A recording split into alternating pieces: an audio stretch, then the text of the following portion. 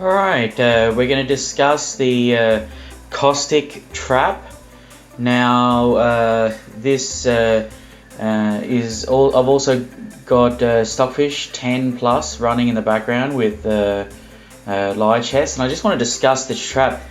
Now, we can see here the classic Italian game. The Italian. We expect the bishop to come out to c5. And what actually happens is you get a bit of a surprise. This move is designed to throw off greedy Italian players. Now, taking the pawn is a huge mistake. We'll see why.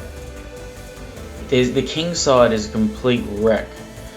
There's literally no pieces defending. And if you get greedy and you take the f7 pawn, trying to get the rook, then it all crumbles very, very fast, very nasty. So the rook is hanging, the e pawn's hanging, and it's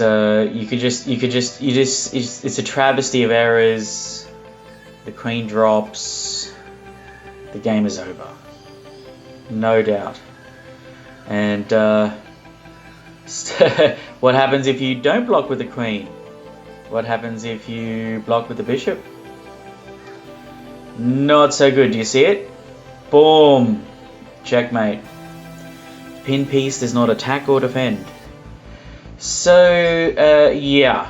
You just drop the queen instead.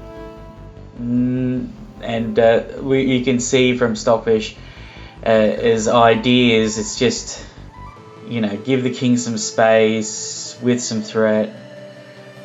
But doesn't really help much. So you're down a queen. End the game. So what is the best idea? Even Stockfish can see it. Lop off that knight, that cheeky knight, and castle. Keep it simple. Your king is quite barren. c6 is a good idea. It controls those light squares and looks for thrusts at d5. And obviously centralize the rook, protecting the loose pawn, and that sort of dissuades black from playing d5. So best place for the bishop, it's on that long diagonal. So Stockfish is making all the right suggestions here. So now you want to congest that long diagonal. Alright, get a forward e pawn, like a weapon, like a battering ram, and then continue your development. It's all very logical. Black doesn't have a bad game here. Black's got a solid game here, and I don't see any problems. It's definitely a playable position.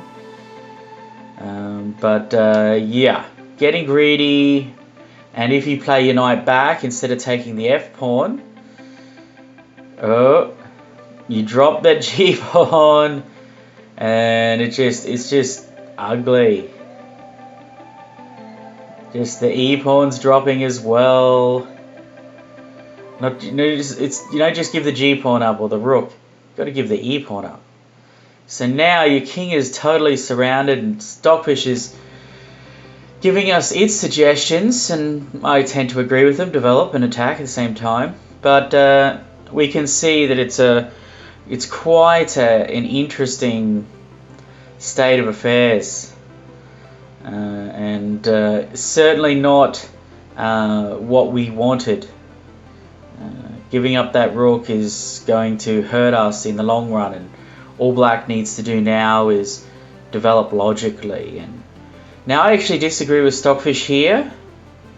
Where else can we put that bishop? It does threaten the pawn. I think the bishop is better placed pinning down that knight. Still, Stockfish's idea, attacking the loose pawn, it's not a bad. Develop with a threat. It's not a bad idea. And I actually just prefer to be a little bit more aggressive with my bishops. So anyway, back to the move. The move is knight takes d4. Obviously black recovers. Stockfish doesn't need to recommend anything for us. And obviously we can see here that that is the move.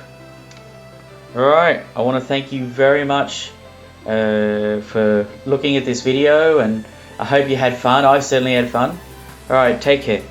Bye!